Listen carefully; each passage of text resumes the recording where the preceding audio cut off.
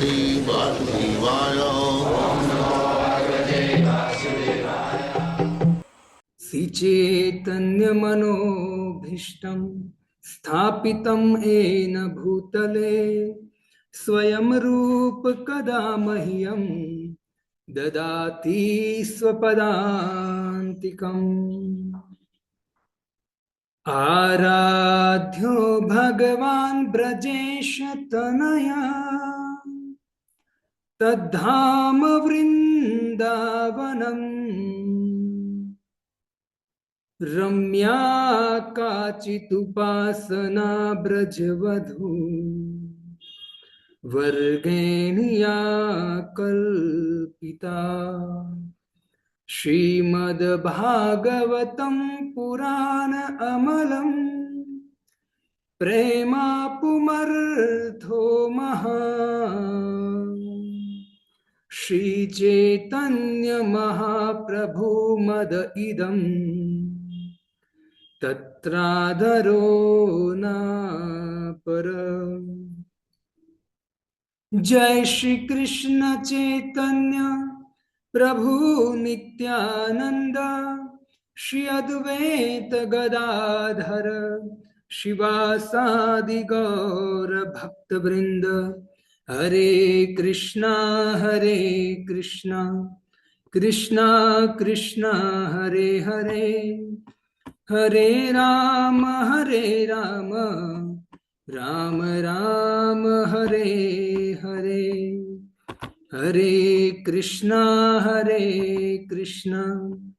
कृष्णा कृष्णा हरे हरे, हरे राम राम राम हरे हरे। हरे कृष्णा। तो सभी भक्तों का हार्दिक स्वागत है प्रतिदिन श्रीमद् भागवतम कक्षा में। तो कल हमने श्रवण किया उनसा एकांत श्रेयस्तन्न संसितुम महर्षि के 88,000 ऋषि मुनियों ने प्रश्न किया कि प्रभु आपने जन कल्याण के लिए, जीव के कल्याण के लिए क्या निश्चित किया है। तो हमने कल श्रवण किया कि हमको वास्तव में किस चीज की जिज्ञासा करनी चाहिए, किसकी जिज्ञासा करनी चाहिए। और ऋषि मुनियों ने जीव की स्थिति, स्वभाव और उनके जीवन को देखते हुए सुद गोस्वामी को कहा कि जीव का कल्याण कैसे होगा, उनके लिए आपने क्या निश्चित किया है। ऐसा क्यों पूछा, जीव की स्थिति कैसी है। तो इस श्लोक में कहते हैं, आगे के श्लोक में 10वें श्लोक में प्रायेणाल्प आयुष सभ्य कलावस्मिन् युगे जना मंदा सुमंद मतयो मंद भाग्या हि उपद्रुता। प्रायेण अल्प आयुष सभ्य कलावस्मिन् युगे जना मंदा सुमंद मतयो मंद भाग्या हि उपद्रुता। प्रायेण अल्प आयुष सभ्य कलावस्मिन् युगे जना मंदा सुमंद मतयो मंद भाग्या हि उपद्रुता। हे विद्वान, कली के इस लोह युग में लोगों की आयु न्यून है। वे झगड़ालू हैं, आलसी हैं, पथभ्रष्ट हैं, अभागे होते हैं तथा साथ ही साथ सदैव विचलित रहते हैं। तो ऐसी स्थिति जीव की है। तो आइए हम इसके विषय में श्रवण करते हैं। हमारे आचार्य कहते हैं कि देखो, आयुष्य जो है हमारे कलयुग में 100 साल की लिखी गई है कि कलयुग के लोगों की आयुष्य कितनी होगी, 100 साल की आयुष्य होगी। लेकिन 100 साल की आयुष्य में भी लोग जीते कितना है, 50, 60, 70 साल। पहले सतयुग में 1 लाख वर्ष की उम्र होती थी, फिर त्रेता युग आया तो 10,000 साल की उम्र होती थी, द्वापर में 1,000 साल की उम्र, और कलयुग में 100 साल की उम्र। तो कहते हैं घटत घटत घटत घटत, धीरे धीरे क्या हो रहा है, घटता जा रहा है, आयुष्य घटती जा रही है, बुद्धि घटती जा रही है ना, चेतना डल होती जा रही है।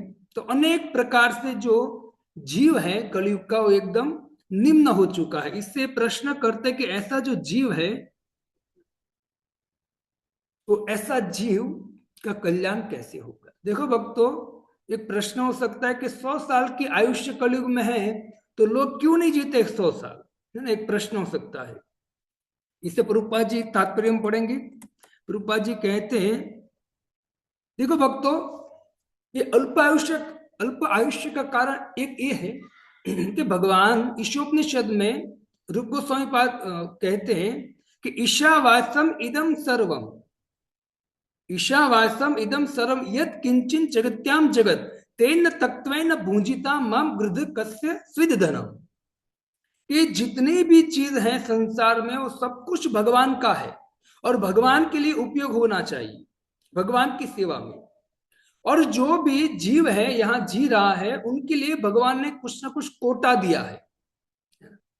लेकिन दुर्भाग्य की बात है, व्यक्ति उसमें संतुष्ट न रहकर वो दिन रात कुछ ना कुछ इकट्ठा करने का प्रयत्न कर रहा है ना। तो क्या कर रहा है, इकट्ठा करने का प्रयत्न कर रहा है। यहाँ कहते हैं कि जो भी आप इकट्ठा भी कर रहे हो थोड़ा बहुत, तो क्या करना चाहिए, वो जन कल्याण की सेवा के लिए लगाना चाहिए, भगवान की सेवा के लिए लगाना चाहिए। यदि हम ऐसा नहीं करते और खाली अपनी इंद्रिय तृप्ति के लिए ही इकट्ठा करते रहते हैं कि मेरे पास 2 लाख रुपए है, कल 4 हो जाएंगे, फिर 8 हो जाएंगे, 10 हो जाएंगे, 25 हो जाएंगे, बस यही आशा में जब व्यक्ति इकट्ठा करने में लगा होता है। इकट्ठा क्यों करता है व्यक्ति, वो उनको डर है, जीव को क्या है, डर है, क्योंकि भगवान की शरण में रहना नहीं चाहता है और अपनी बुद्धि से अपने ही आश्रय में रहना चाहता है कि मैं अपनी खुद की रक्षा कर लूं।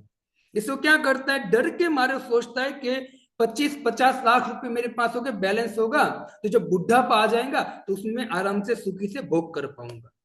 लेकिन याद रखना, जो व्यक्ति इकट्ठा करने में लगा हुआ है धन को या आदि भौतिक वस्तु को, उसको बोलते लोभ। और लोभ मरते दम तक नहीं जाता है। हम सोचते कि बस 60 साल के हो जाएंगे, फिर निवृत्त होके बस ये जो पैसे हैं मेरे पास, उस पैसों से हम भोग करेंगे, ऐश आराम करेंगे। लेकिन नहीं होता है। लोभ इतना बदमाश है कि लोभ आपको पैसे खर्च नहीं करने देगा, और दिन दिन रात वो बढ़ाने के चक्कर में ही हम पूरा जीवन समाप्त कर देंगे। और जो भी धन पड़ा हुआ है, वो धन पड़ा हुआ है, कौन यूज करेगा, आगे वाले, पीछे वाले, जो हमारे पुत्र है, जो भी है संतान, और वो पाप करेंगे, वो सब हमको भोगना पड़ेगा।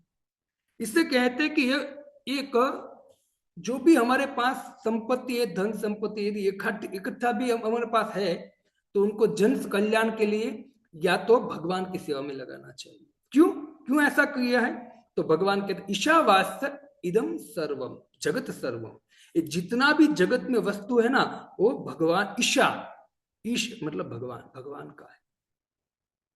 ये बुद्धिमानी व्यक्ति की है, लेकिन दुर्भाग्यवश अज्ञानतावश व्यक्ति समझ नहीं पाता है। इसे जब बाजार में एक अन्न का बोरा पड़ा होता है, तो चिड़िया आती खाकर चली जाती है, गाय आती खाकर चली जाती है, कोई दूसरे पशु पक्षी आते हैं वो खाकर चले जाते हैं, और फिर मनुष्य आता है, और मनुष्य अपनी कला तो पता ही है, तो पूरा बोरा कंधे पे डालकर घर ले जाएगा, तो बोलेगा बस 10 दिन का हो गया हमारा। बस उनको क्या करना है, इकट्ठा करना है। दूसरे जीव का जो क्या बोलते कोटा है, वो खुद लेकर चला जाता है। ऐसे हुआ ना, ये चिड़िया के हो सकता है कि भगवान ने वहां रखाया है, तो चिड़िया के लिए, गाय के लिए, दूसरे पशु पक्षी के लिए रखा है, अपना मुंह मारकर थोड़ा बहुत खाकर चले जाते हैं, है ना, और उनके कोटा क्या है। लेकिन मनुष्य क्या करता है, वो पूरा पूरा उठाकर घर ले जाता है, मतलब दूसरे कोटे का भी घर ले जाता है। इससे मनुष्य की आयुष्य अल्प हो जाती है। ये कारण एक बताया है। फिर आगे क्या, देखो भक्तों, इसको लोह युग कहा गया है। क्या कहा गया है, कल मैंने बात, लोह युग का अर्थ है, लोह मतलब लोहा, लोहा, और लोहा को काट लग जाता है जल्दी। वैसे ही कलयुग के लोगों को बहुत जल्दी बुद्धि, मन में, चेतना में काट लग गया है। इससे वो जो अपने जीवन का परम लक्ष्य के विषय में वो समझ नहीं पाता है, ना तो सोच पाता है। वो काट लग गई है बुद्धि, और बुद्धि काट लगने का कारण क्या है? इस संसार के भोग भोगने की इच्छा। इसी इनको लोह युग कहा गया है।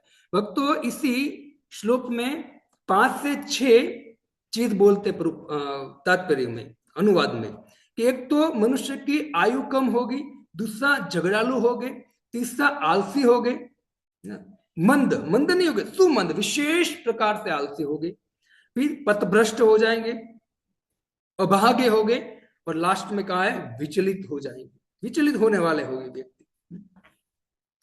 तो ये दशा है हमारी कलयुग की। आइए हम आगे बढ़ते हैं।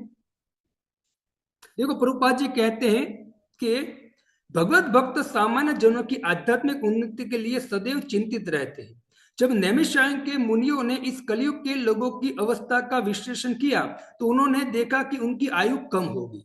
कलयुग में आयु कम होने का कारण अब अपर्याप्त आहार नहीं है। देखो, सुनिए ध्यान से, अपर्याप्त आहार नहीं है, आहार की कमी नहीं है भक्तों, है ना। अपर्याप्त, ये आहार की कमी नहीं है, लेकिन क्या है? अपितु अनियमित आदतें।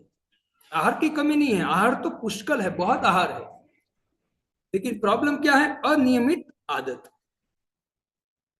उसकी आदत क्या है?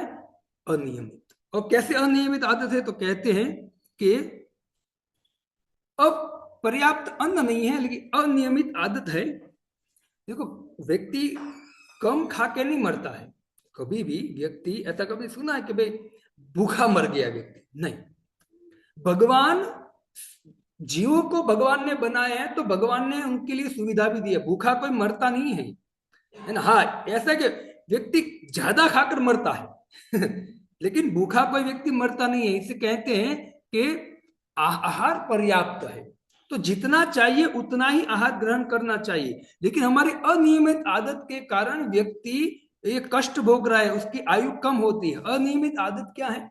तो कहते हैं सुबह देर से उठना, सुबह देर से उठना, रात को देर से सोना, और या तो फिर रात को देर से सोना और सुबह जल्दी उठना। ये सब क्या हो गया? अनियमित।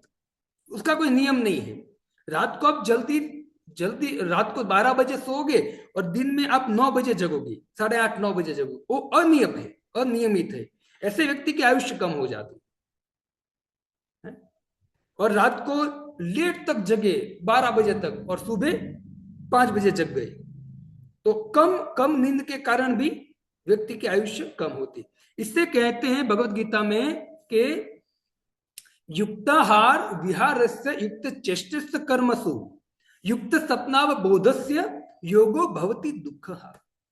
यदि कोई व्यक्ति नियमित रहेगा, आहार विहार में सभी तरह से नियमित रहेगा, नियम रखेगा अपना, तो क्या होगा? तो कहते हैं कि योगो भवति दुःखः, वो समस्त दुखों से मुक्त हो जाएगा। एक गीता का 6ठे अध्याय का 17वां या 18वां श्लोक है। तो नियमित रहना चाहिए। इससे कहा जाता है कि जितना चाहिए उतना करो, अपने आप को संयमित रखो। अगर ऐसा रखोगे, देखो भगवान ने सब नियम बनाए हैं। आपकी आयुष्य कलयुग में 70-80 साल की होगी, तो आपके किस नियम से जीवन जीना है। लेकिन दुर्भाग्य की बात है, व्यक्ति प्रकृति के विरुद्ध कार्य कर रहा है, अपने शरीर से विरुद्ध कार्य कर रहा है, अपनी चेतना से विरुद्ध कार्य कर रहा है। उसके कारण मनुष्य की आयुष्य अल्प हो रही है ना। इसे कहते हैं कि देखो भक्तों, अन्न है, चावल है, दाल है आदि शुद्ध रीति से पहुंच नहीं रहा है। क्यों? क्योंकि ऊर्जा उपलब्ध नहीं है। ये जो अन्न है ना, अन्न में भी ऊर्जा अभी कलयुग में उपलब्ध नहीं है, ऊर्जा नहीं है उसमें। क्यों?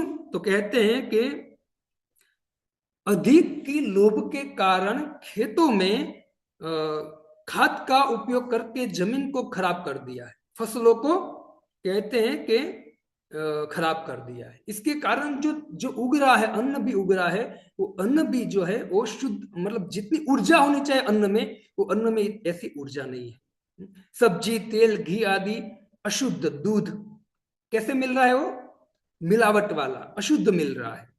इसके कारण आयुष्य हमारी कम हो रही है। अब देखिए हर चीज में मिलावट है। सब्जी भी देखे जाए, सब्जी पहले मतलब हम कहते हैं ताजा सब्जी, लेकिन अभी वो ताजा सब्जी भी आती है तो क्या इंजेक्शन देके उसको फुलाया गया है और वो अभी हम खा रहे हैं। तो इसके कारण हमारा अन्न शुद्ध नहीं है, दूध दही शुद्ध नहीं है, और ऐसे खाद्य पदार्थ शुद्ध ना होने के कारण हमारी आयुष जो है वो अल्प होती जा रही है। इससे हमको क्या करना चाहिए, घर पर गाय रखना चाहिए, है ना। विनिश्चित घर पे गाय रखना चाहिए, या तो गाय जो ऐसा शुद्ध गाय का डायरेक्ट दूध मिलता है तो ऐसे दूध से घर पे वो आइटम बनानी चाहिए घर पर। पनीर है, हम पनीर खाते हैं बहुत बार। तो पनीर खाना, पनीर भी कैसा है, पनीर भी शुद्ध नहीं है, और पनीर खाने से व्यक्ति का पेट फूलेगा या शरीर फूलेगा, लेकिन उसको कोई जो ऊर्जा आनी चाहिए वो नहीं आएगी, है ना। इससे सादा भोजन करना चाहिए। प्रभुपाद जी कहते हैं कलयुग में आयु कम होने का कारण अपर्याप्त आहार नहीं है, अपितु अनियमित आदतें हैं। आदतों को नियमित करके तथा सादा भोजन करके कोई भी व्यक्ति अपना स्वास्थ्य बनाए रखता है। यदि कोई व्यक्ति अनियमित आदत रखेगा, नियम से रहेगा, और दूसरा सादा भोजन करेगा। सादा भोजन की यहां कहा है कि सादा भोजन मतलब सत्व गुणी आहार, ताजा आहार।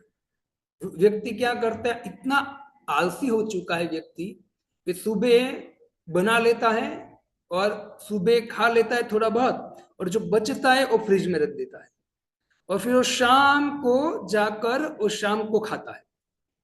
तो ऐसा ऐसा जो पड़ा हुआ आहार है वो नहीं खाना चाहिए, शुद्ध आहार करना चाहिए। न बहुत तीखा, न बहुत मीठा, न बहुत खट्टा, न बहुत कड़वा। होना चाहिए, कड़वा भी होना चाहिए, मीठा भी होना चाहिए, तीखा भी होना चाहिए, नमकीन भी होना चाहिए, सब कुछ होना चाहिए, लेकिन कैसे, नियमित। जितना चाहिए उतना ही। ज्यादा खट्टा खाओगे, ज्यादा तीखा खाओगे, ज्यादा कड़वा खाओगे तो शरीर के लिए नुकसानकारक है। हर चीज, जो भी चीज ज्यादा अति हो जाती है वो चीज हमको नुकसान करती है। इसे अति चीज नहीं होनी चाहिए। हमें सादा भोजन करना चाहिए, नियम अनुसार सादा भोजन करना चाहिए। लेकिन अभी दुर्भाग्य की बात है, व्यक्ति अपनी जीवा जीवा की तृप्ति के लिए व्यक्ति अनेक अनेक फास्ट फूड खाता रहता है, पिज्जा, बर्गर, है ना, पता नहीं क्या क्या।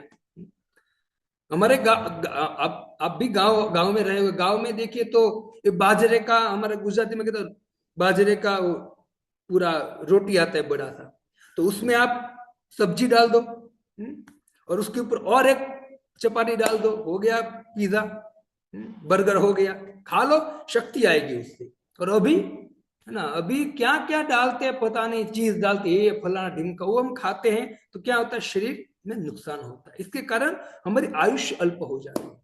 तो आहार सादा करना चाहिए, दाल है, चपाती है, छाछ है, दूध है, चावल है, वो सब सिंपल खाने का प्रयत्न करना चाहिए। बाहर की जो होटल की फास्ट फूड है वो इतना, मतलब ये सब जिह्वा को तृप्त करने के लिए प्रयत्न नहीं करना चाहिए, वरना आयुष्य भी कम कर देगा और शरीर भी समय से पहले बिगाड़ देगा। इसे ज्यादातर क्या करना चाहिए, सादा भोजन करना चाहिए। और कहते हैं कि अधिक इंद्र तृप्ति, आगे कहते हैं कि अधिक भोजन करना, अधिक इंद्र तृप्ति, दूसरों की दया पर अत्यधिक आश्रित रहना एवं रहन सहन के कृत्रिम मानक मनुष्य की प्राण शक्ति तक को चूस लेता है, फलस्वरूप जीवन की अवधि घट जाती है। इसे कहते यहाँ के, देखो भक्तों, जब आप 4 व्हीलर लेकर जाते हो, गाड़ी लेकर जा रहे हो, यहां से जयपुर जाना है आपको, तो जयपुर जा रहे हैं, आपके पास बहुत अच्छी गाड़ी है 4 व्हीलर, और चलते चलते आपकी गाड़ी में एसी चालू है, एसी चालू होगा और आपने जो 1000 रुपए का पेट्रोल डलवा रहा है, एसी चालू है, तो जितना चलेगी एसी चालू ऐसे कम चलेगी उतने पेट्रोल में। लेकिन यदि एसी बंद है और आपने 1000 रुपए का पेट्रोल डलवा, एसी बंद है, तो माइलेज ज्यादा चलेगी गाड़ी। वैसे ही यदि कोई व्यक्ति ज्यादा इंद्र तृप्ति करता है, ज्यादा इस जीवा को टेस्ट के लिए बस न खाने की चीज खाता है, नियमित आदत से परे हो जाता है, मतलब नियमित आदत नहीं रखता है, तो कहते हैं कि उसकी जो ये गाड़ी है ना शरीर रूपी, वो ज्यादा चलने वाली नहीं है। इससे भक्तों निश्चित है कि हमें क्या करना चाहिए, नियमित आदत रखनी चाहिए, हमें भगवान पर आश्रित रहना चाहिए। यहाँ प्रभुपाद जी कहते हैं कि अत्यधिक आश्रित रहना, दूसरों पर अत्यधिक आश्रित रहना, हम दूसरों पर आश्रित रहते हैं, हमको भगवान पर आश्रित रहना चाहिए। हम जब दूसरों पर आश्रित रहते हैं ना तो व्यक्ति डरा हुआ रहता है, दूसरों पर जब आश्रित रहते हैं तो व्यक्ति डरा हुआ रहता है और डर के कारण भी आयुष्य कम होती है। लेकिन यदि कोई व्यक्ति अपना कार्य करता जाएगा और पूर्ण रूप से भगवान पर आश्रित रहेगा, भगवान भरण पोषण करेगा, अभी मैं मेरा काम है कर्मणा वाधि के रास्ते, बस मतलब मुझे कर्म करना है, बाकी भगवान पर आश्रित रहेगा तो उसका मन बुद्धि प्रफुल्लित रहेगा। और जब व्यक्ति का मन बुद्धि प्रफुल्लित रहता है तो निश्चित उनके चेहरे पर चमक आती है और आयुष्य उनकी लंबी होती है। लेकिन प्रभुपाद जी कहते हैं कि व्यक्ति क्या करता है तो दूसरे पर आश्रित रहता है।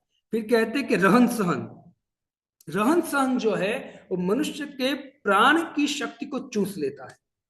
रहन सहन, क्या रहन सहन है, तो कहते हैं देखो भक्तों, जब आप गांव में जाओगे ना, बहुत बार हम गांव में जाते हैं और गांव के खेत खलियान देखते हैं और गांव के खेतों के बीच में पहाड़ है, वहां खड़े रहते हैं तो बड़ा आनंद आता है कि नहीं, बहुत अच्छा लगता है। और लेकिन जैसे सिटी में आए तो पौ पा पी पी और प्रदूषण, उसपे क्या होता है, हम परेशान हो जाते हैं। तो जब गांव में जाते हो प्रकृति के बीच में हम गए हैं, और जब शहर में आते हैं, शहर में तो ऐसे ऐसे, अभी तो यहाँ तो राजसमंद में तो अच्छा है, राजस्थान में, बॉम्बे जाओगे तो ऐसे ऐसे फ्लैट बने हैं कि आप, व्यक्ति ऐसे फ्लैट में रहता है, यदि आप अंधेरा कर दोगे घर पे, लाइट बंद कर दोगे दिन में भी, तो एक दूसरे को ठीक से देख नहीं पाओगे, दिन की बात कर रहा हूं। ऐसी जगह पर मतलब प्रकृति से व्यक्ति दूर चला जा रहा है, इससे कारण इस समस्या आ रही है। इससे यदि गांव वालों की आयुष्य और सिटी वालों की आयुष्य में यदि तुलना करोगे ना, तो गांव वाले श्रेष्ठ है। क्यों? क्योंकि प्रकृति के बीच में रहते हैं। इससे हमारी जो आयुष्य है वो क्या हो रही है, अल्प हो रही है, कम। इसे प्रभुपाद जी यहाँ 6 कारण दिए हैं। एक तो अनियमित आदत, दूसरा भोजन अनियमित, तीसरा सादा भोजन नहीं करते हम, चौथा है इंद्र तृप्ति, पांचवा है दूसरों पर आश्रित रहते हैं, और छठा सब कृत्रिम है, बनावटी चीज है, वो हम ग्रहण करते हैं। इसके कारण क्या होता है, व्यक्ति की जो आयुष्य है वो कम हो जाती है। और प्रभुपाद जी आगे कहते हैं कि इस युग के लोग न केवल भौतिक दृष्टि से अपि आत्म साक्षात्कार के मामले में भी अत्यंत आलसी। इससे मंदा सुमंदमती हो, मंदा नहीं, अत्यंत आलसी है। यह कहते हैं आचार्य के व्यक्ति खाली आत्म साक्षात्कार के लिए, धर्म के लिए, भगवान की भक्ति के लिए ही खाली आलसी नहीं है, वो भौतिक जगत में भी आलसी है। हम कहते हैं कि प्रभु आप आइए, मंगला आरती में आइए, हरिनाम का जप कीजिए, सत्संग में आइए, तो व्यक्ति वहां बहुत आलस दिखाता है, बहुत आलस दिखाता है। लेकिन भौतिक कार्य करने में भी वो आलस दिखाता है। कैसे? अभी समय ऐसा हो गया है कि कहते हैं कि व्यक्ति टीवी, फैन, एसी, मोबाइल, गाड़ी, पर्दा, लिफ्ट, वो सब क्या चाहिए उनको, रिमोट, सब में रिमोट आ गया है। व्यक्ति व्यक्ति भौतिक संसार में भी इतना आलसी हो गया कि सब कुछ वो बैठे बैठे करना चाहता है। लगता है आगे जाके ऐसा समय आएगा कि एक कुछ हेलमेट पहना देंगे और जितना मन में चल रहा है ना वो अपने आप होता रहेगा।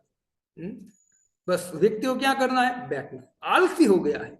इससे जितना व्यक्ति आलसी हो गया है और भौतिक दृष्टि में अपने आप को, शरीर को एक्टिव करना नहीं चाहता है, वो व्यक्ति क्या होता जा रहे हैं, दिन ब दिन रोग बढ़ते जा रहे हैं, रोग बढ़ते जा रहे हैं आलस के वजह से। इसे कहते कि देखो,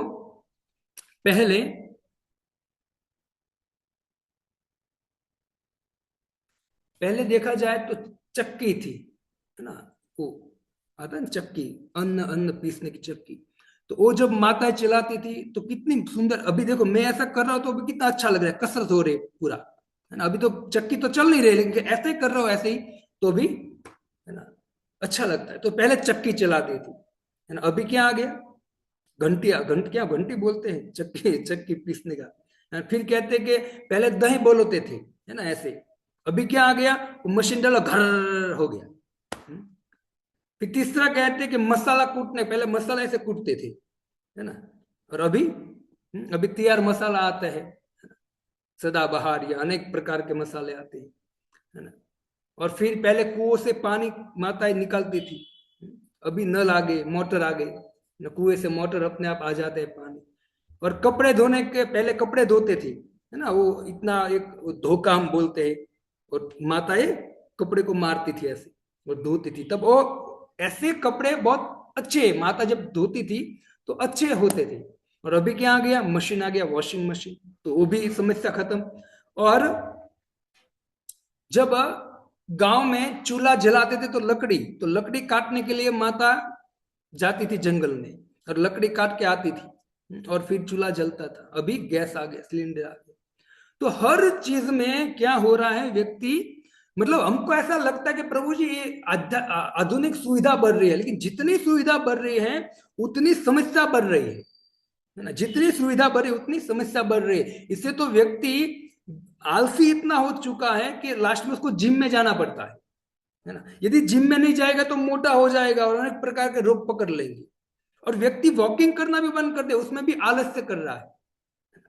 तो अनेक प्रकार की आलस के कारण वो व्यक्ति अभी मशीन बन गया। क्या बन गया है, मशीन। उसको मशीन चाहिए, बस मशीन से सब कुछ होना चाहिए, हम कुछ नहीं करेंगे, है ना। इससे कहते हैं कि पता नहीं आगे जाकर ये जीव क्या करेगा, है ना, क्योंकि प्रकृति से दूर जा रहा है जीव। इससे उनकी आयुष्य कम हो रही है, उनकी मन बुद्धि डल हो रही है ना, और आलसी, दिन रात आलसी हो रहा है वो। इसलिए भक्तों, हमको आलसी नहीं बनना चाहिए। आध्यात्मिक भौतिक दृष्टि से हम आलसी और आध्यात्मिक दृष्टि से भी आलसी है। हमको क्या करना चाहिए, आलस से मुक्त होना चाहिए, खास करके आध्यात्मिक दृष्टि से आलस छोड़नी चाहिए। सुबह जल्दी उठना चाहिए, है ना, माला के भगवान के नाम का जप करना चाहिए, पूजा आरती करनी चाहिए, सेवा करनी चाहिए भगवान की। अभी तो भक्त भी जब माला करने बैठते हैं तो हरे कृष्ण महामंत्र का जप करता है, तो हरे कृष्ण नाम नाम नाम नाम, हरे कृष्ण नाम नाम नाम नाम नाम, मतलब बस उनको इतनी जल्दी है कि जल्दी ये 16 माला जो दिया है गुरु ने फटाफट खत्म हो जाए, है ना, जल्दी फटाफट ये खत्म हो जाए, ये जो पारे है ना वो खत्म हो जाए, और जैसे 16 माला समाप्त हो जाएंगी फिर मैं अपना इम्पोर्टेंट काम करने में लग जाऊं, है ना। तो ये जो है इसको क्या मानता है, फालतू मानता है। हरि नाम जप जो है, मतलब मैंने आपको पहले बोला आध्यात्मिक जीवन है, कोई व्यक्ति आध्यात्मिक जीवन जीता है तो आध्यात्मिक के जीवन के पीछे ही भौतिक जीवन चलता है। कोई व्यक्ति परफेक्ट आध्यात्मिक जीवन जिएगा तो निश्चित है उसका जो भौतिक जीवन है वो भी परफेक्ट चलेगा। इसलिए अगर हम कहें कि प्रभु नाम के आधार पर है, ये कलयुग किसके आधार पर है, नाम के आधार पर है। आपको दूसरा कुछ श्रम करने की जरूरत नहीं, आप भगवान का नाम जपिए, आपको आध्यात्मिक उन्नति मिलेगी और भौतिक उन्नति भी मिलेगी, सब कुछ प्राप्त होगा। लेकिन दुर्भाग्य की बात है, व्यक्ति भगवान का नाम लेने में भी आलस करता है। हम यहाँ कीर्तन करते लोग आते हैं तो हम महामंत्र जपते, बहुत लोग ऐसे होते हैं कि जो बड़े उत्साह से कीर्तन करते हैं, और बहुत लोग ऐसे होते थे हमारे सामने देखते रहते, कुछ नहीं बोलते हैं, कुछ नहीं बोलते, देखते रहते, ऐसे ऐसे घूमते रहते थे, है ना, देखते रहते। उसमें भी आलसी हो गया है ना। इससे मंद हो चुका है, कैसा हो गया है, मंद हो चुका है। इससे देखो पहले सुविधा नहीं थी, लेकिन फिर भी पहले के लोगों के लिए, पहले लोगों के पास सुविधा नहीं थी, लेकिन पहले के लोगों के पास सुविधा न होते हुए भी भगवान की भक्ति करने का टाइम था। और अभी भगवान की कृपा से वैज्ञानिकों ने इतनी सुविधा दे दिया है, प्लेन, गाड़ी, साइकिल, स्कूटर, अनेक प्रकार की सुविधा दे दिया है, लेकिन फिर भी व्यक्ति के पास टाइम नहीं है। जब भी हम पूछते हैं प्रभु जी सत्संग में आना, तो एक ही डायलॉग होता है, प्रभु जी टाइम नहीं है, प्रभु जी टाइम नहीं है, प्रभु जी अभी बिजनेस कर रहे, जब 50-60 साल के हो जाए तब टाइम मिलेगा तब आएंगे। लेकिन याद रखना 50-60-70 साल के बाद टाइम कहेगा बेटा अब मेरे पास नहीं है, फिर वो टाइम नहीं देगा। तो जो व्यक्ति गांव में रहता है उनके पास सुविधा नहीं थी, लेकिन फिर भी टाइम था। और अभी सुविधा है, सब कुछ फटाफट हो रहा है, फिर भी टाइम नहीं है। और टाइम जा कहाँ रहा है ना। वो सुंदर कहते हैं कि देखो, गाड़ी है, प्लेन है, कार है, ट्रेन है, सब सुविधा है, अभी कोई व्यक्ति का समय नहीं है सत्संग में आने का, जप करने का समय नहीं है, तो समझो वो व्यक्ति झूठ बोल रहा है। क्योंकि 24 घंटे भक्त के पास भी है और 24 घंटे आपके पास भी है, तो आपका समय जाता कहाँ है? अब बताइए कहाँ जाता है, बताइए आप लोग।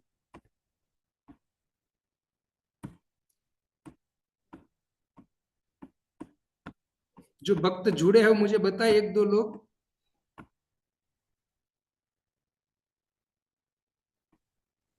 हरे कृष्ण। आप बोलिए, समय कहाँ जाता है? हरे कृष्ण प्रभु जी, प्रजल्प में जाता है, प्रजल, अंग्री तृप्ति में। यस। दूसरा? प्रभु जी मोबाइल में जाता है। अभिजीत तू कहते मोबाइल में। और